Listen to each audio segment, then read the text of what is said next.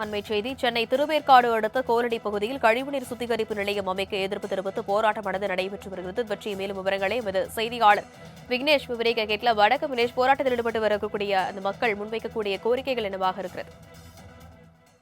வணக்கம் தனலட்சுமி. சென்னை திருவேற்காடு அடுத்த கோலடி பகுதியில் சுமார் 8.5 ஏக்கர் பரப்பளவில் விளையாட்டு மைதானம் ஒன்று செயல்பட்டு வருகிறது. இதுதான் இப்பகுதியை சுற்றியுள்ள அனைத்து பொதுமக்களும் தங்களது குழந்தைகள் விளையாடக்கூடிய பகுதியாக இருக்குது.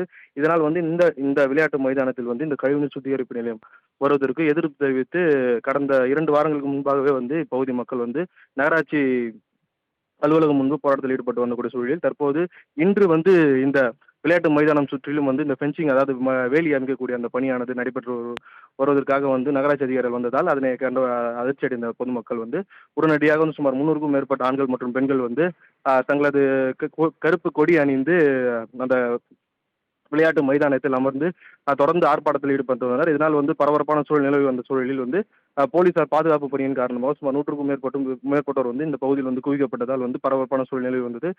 தொடர்ந்து காவல்துறை தரப்பில் அவர்களை கலந்து செல்லுமாறு கூறப்பட்ட நிலையில் அவர்கள் கலந்து செல்லாததால் குண்டுகட்டாக அவர்கள் ஒவ்வொருவரையும் கைது செய்யக்கூடிய அந்த காட்சிகளை நாம் பார்த்து வருகிறோம். அதே போல அவர்களை வேனில் ஏற்றும் பொழுது ஒருவரை மாற்றி தாக்கக்கூடிய அந்த காட்சிகளும் நாம் பார்த்து வருகிறோம். இதனால் இந்த பகுதியில் பெரிதும் பரபரப்பான ஒரு சூழலானது நிலவி வருகிறது.